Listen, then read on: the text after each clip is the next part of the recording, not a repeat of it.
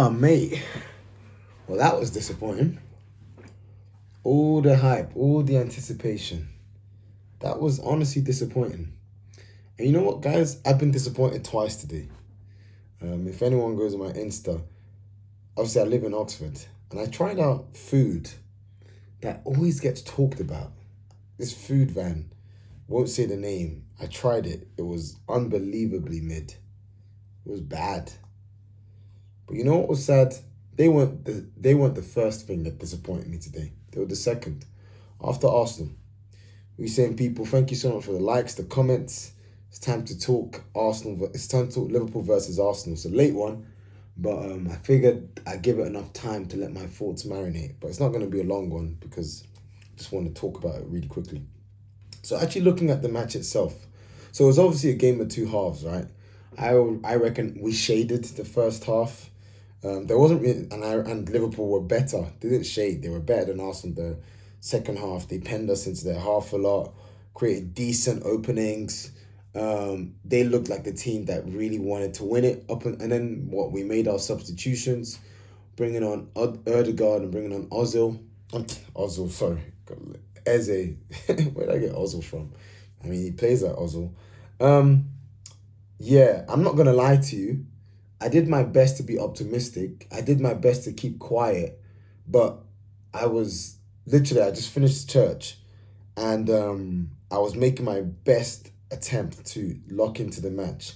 As soon as I saw the lineup, I was just like, rah. Let me tell you something. The lineup told me everything I needed to know as to how this match was gonna go. The minute I saw Marino starting, but the minute I saw a midfield of Marino, Rice, and Zubimendi, I said, yeah, okay, I know what this guy's trying to do. And we knew Martinelli was going to start. We knew he was going to start Nelly. He's got this weird affinity for him. We knew he was going to play. Fair enough. He scored against Liverpool last season.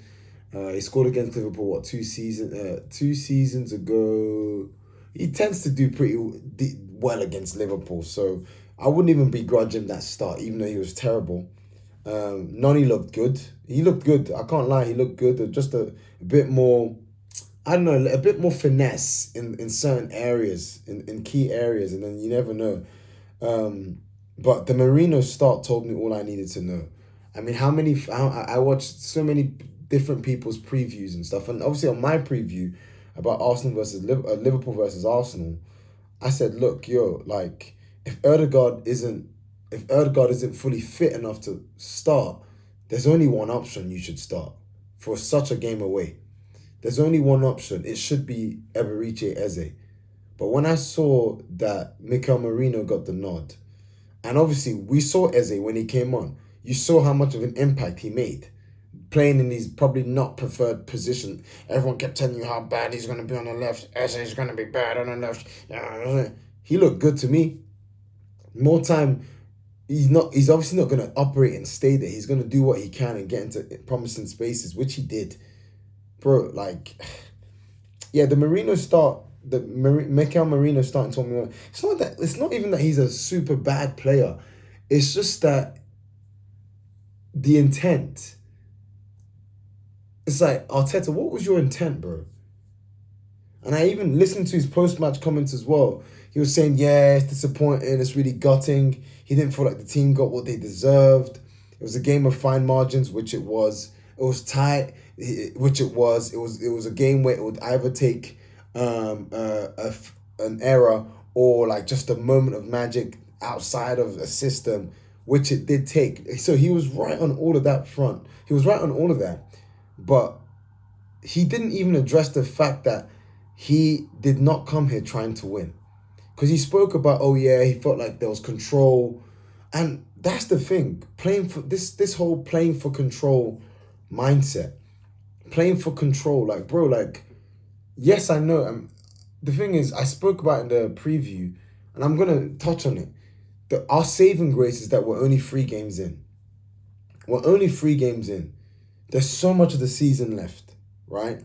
There's so much of the season left for both Liverpool to get better and for us to get better. There's so much of the season left for players to click and gel and move and whatnot. There's so much of the season season left. That being said, right, and of course we've had a tough start, right? Old Trafford away, Leeds at home, it wasn't hard. Liverpool away, you're playing the champions' third game of the season, right? I get that. I get that it's not gonna be the easiest of games. I get that you're playing at Anfield, you know. I get and let's whether we like to accept it or not, Anfield was quiet, guys. Anfield was quiet for like 60 minutes. Like, let's be real. Anfield was quiet, bruv. Like, I didn't really hear much. The fans only kind of got amped a couple, probably like 10 minutes into the second half when Liverpool were kind of giving them stuff to get hyped about. But Anfield was quiet and it suited us. It was quiet. So I get it. I get why you'd want to come for control. I get why you'd want to be cautious, right? But I'll be real. If that was the other way around, I don't think Liverpool come to our ground trying to get the draw. I think when they played us last season, we generally played well at the Emirates. But you saw a Liverpool team that weren't trying to back down. A Liverpool team that still made efforts to attack. They just got moved to by us, right? In open play, we killed them. Out of possession, in possession when we drew the 2-2. But I'm just thinking, man, like, you know, this is a team that's struggling for balance. Everyone can see it. The defense has not been the best. Why would you play Mikel Merino? Why would you play him? And if Ødegaard, okay, cool, clearly he obviously wasn't fit enough to start. You bring him off the bench, fairs. But why not play Eze there? Like, for me, I don't understand. Sometimes I wonder, like, obviously Mikel Arteta's a good manager, but I don't know. Sometimes I wonder, like, is it me being overly simplistic? Like, am I dumb? Are football fans stupid? Like, is it? I don't know what it is. Is it a thing that fans are like managers know everything and fans are dumb, or is it sometimes that things that are so obvious that they get missed? Bro, like, what team did Eze just come from? He's come from a Crystal Palace team that thrive in games like the type of game Arteta was trying to play. What? Not trying to play. They thrive in games where they know they're going to be under the cosh. They know that teams are going to have the ball, but when they get the ball, they're deadly on the transition. Like, I just don't understand, especially when you've got a transition killer like Gyökeres. You've got the pace of Martinelli. You've got the pace of Madueke. Why on earth would you not play a guy like Eze, especially when we're kind of like shading in the first half? What could happen with with opportunities on the transition with someone who's always going to play that killer pass all the time? For me, I don't get it. I really don't get this whole playing for control not to win. And yeah, it's only 3 games to the season, but I'm not going to do this nonsense. Oh, it's only 3 games to the season. Yeah. Oh, it's only 3 games. The season's not won in September. These are all excuses people say. I'm here talking. I want to talk about guts. I want to talk about cojones. I want to talk about mentality. And I think that's the thing that I can't lie, it disappointed me. That's the thing. I was disappointed by the mentality. We've spent money. We've stockpiled on the squad. Maybe was he thinking? Okay, cool. Saliba's gone off. Mosquera's playing. But then again, that starting lineup, this was before Saliba got injured. So this was what he was planning to play. All I'm saying is that this playing for control thing gets us nowhere. I've seen so many times when, like, our main rivals at the time are kind of there for like Liverpool. They're obviously the champions, and champions do what champions do. Champions, and you saw why Liverpool are champions. They just dig deep. You're not gonna see any Liverpool fans saying, "Oh yeah, it was just a game of tight margin." No, they got the W. They got the win. Now, I'm not gonna come here and say, "Oh yeah, they wanted it more," because it was really a 50-50 match. I'm questioning the fact that could we have done more with what we had? I'd like to think we could have. I can't really fault. Our defense is always good in games like these. I can't fault anyone there. Raya had an okay game. He had a good game, not a bad game. Noni looked good. He looked a threat when he got the ball. Martinelli was pants. Gyökeres, people are going to slate him, but Ekitike had arguably an even worse game than him. But also, Gyökeres, it was one of those games. And plus, Gyökeres, more time, he made good runs a lot of times to stretch the opposition. And it's either we didn't find him, or when we did find him and he lays it off to someone, it's a touch too many, like with Timber. So, yeah, the point I'm making, guys, is just this whole idea of playing for control, just instead of playing to win. I think about moments I spoke about in my previous video previewing the match about psychological. Like, don't tell me anything about 3 games into the season. This is hugely this is a huge psychological impact for Liverpool. Like, let's deep this. We all have seen Liverpool have started the season underwhelmingly. They've not been playing well. That Verts Ekatike connection is still in progress. The Salah Verts combination is still in progress. You know, Diaz has left. Gakpo's playing a lot more minutes now. McAllister's been injured. Gravenberg missed the first game. The defense looked unsettled. Konate has been terrible, right? Kirkes has been shaky. Frimpong is injured. They're playing Soboslai for right back. He obviously that goal was brazy, by the way. That was crazy. What a goal! What a goal! Like, man, what a goal!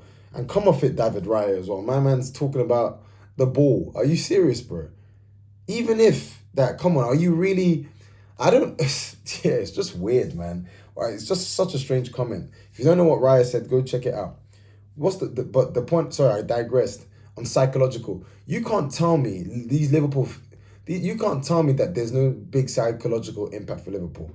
They've been able to get 9 out of they're already the reigning champs, but they've been able to get 9 out of 9 with a arguably difficult. Obviously, ours and theirs are both difficult starts, but they played Bournemouth at home. You saw what Bournemouth did to Spurs, and plus Andoni Iraola, like, they're a very, very good team. They're a tough team to play against, a tough team to beat. Liverpool dug deep, got the win. Didn't play well. Went away to Newcastle. Yes, the red card. It was a deserved red card. Yes, it was 10 men. Didn't play well. Defense wasn't great. Midfield was all over the place. But guess what? They got the win 3-2. Playing against Arsenal at home, you didn't really play well. They didn't play well, let's be honest. Liverpool didn't play well, but guess what?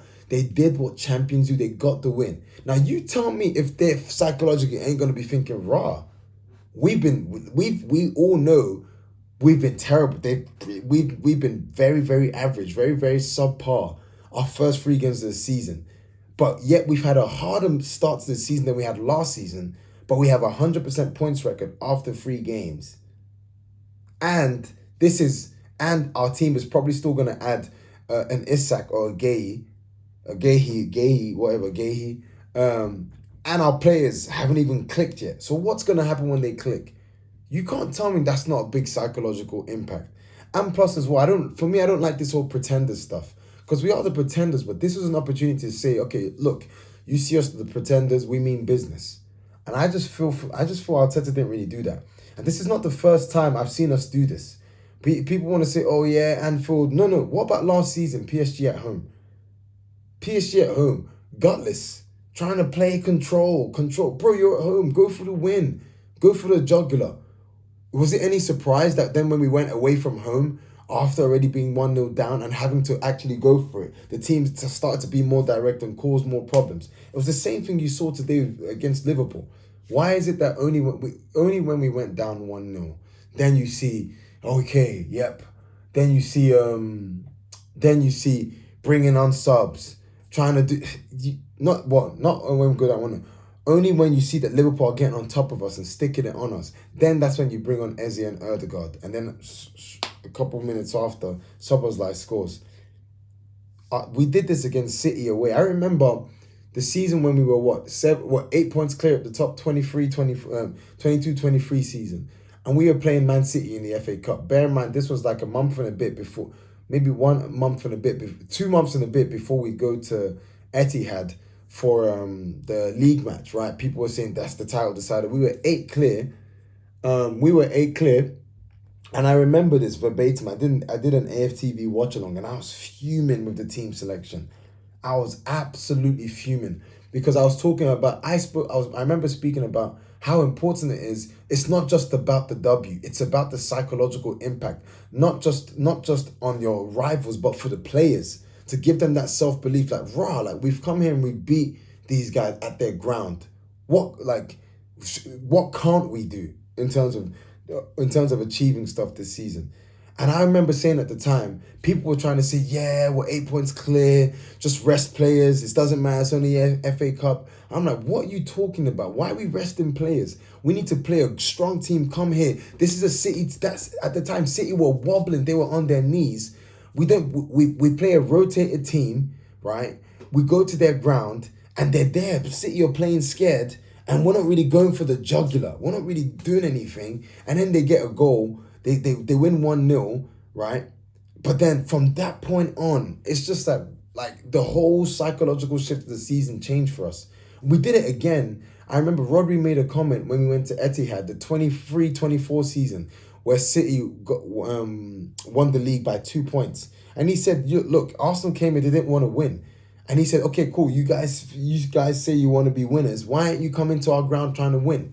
And yeah, you're gonna hear people say, yeah, well, we don't have to beat Liverpool to win the league. Yeah, that's true, but they're the champions. Land the blow. Show them, make them feel like you're here. Why is that wrong? Yeah, and then of course we didn't beat City. 23-24 season 0-0 against City at the Etihad. 0-0. What if we won? 3 points. What could that have done for the team? So yeah, I think that's the most disappointing thing for me, that we were playing for control and not really playing to win. I think that lineup, man, they told me all I needed to know. I'm like, okay, that's what I thought. I just thought, shame on me for actually believing that like we could go there for win. Does this mean we can't win the league? No, we still very much can win the league. We're still in there. Like the league is just starting. Like but today's show, the fight is gonna be. I'm not even gonna bother with City and Spurs losses. I don't even care. Don't care. I don't even want fans to say, yeah, at least Spurs and City lost. I don't care about them. With all due respect to Man City, Pep team, I'm gonna respectfully say City on this title race. City are not in it. I've been saying it. City are not the same City. Their cycle is done. Pep is tired. He needs to go on a holiday. Their team is full of their team hasn't got their team's not got a strong spine anymore. They need Rodri fit. Like, I don't even want to waste time. And then Spurs, obviously, Thomas Frank, great manager, but you're gonna have your limitations when the onus is on you and you're not playing like as the underdog, which is what we saw against Bournemouth. I don't care about them. Liverpool are the main competition, and this was an opportunity to even get in their fans' head. Because so much we were so excited, talking, saying, yeah, there's chinks in the armor, because there are. And we didn't exploit that. And that for me is disappointing. I'm not going to lie to you. And I think that's crazy. We can still win the league, but I think we just got to accept that, wow, like Liverpool, credit to them, man. That's what champions do. Champions just win. They find a way and they win. I think too many times with Arteta, he finds excuses. Instead of finding a way to win, okay, a moment of magic. Yeah, it was a moment of magic. But why do you have to leave it to a moment of magic? When you're playing against the champions, your team was on the high, you're on the ascent. You're kind of, a lot of people actually were thinking that we were going to go there and win.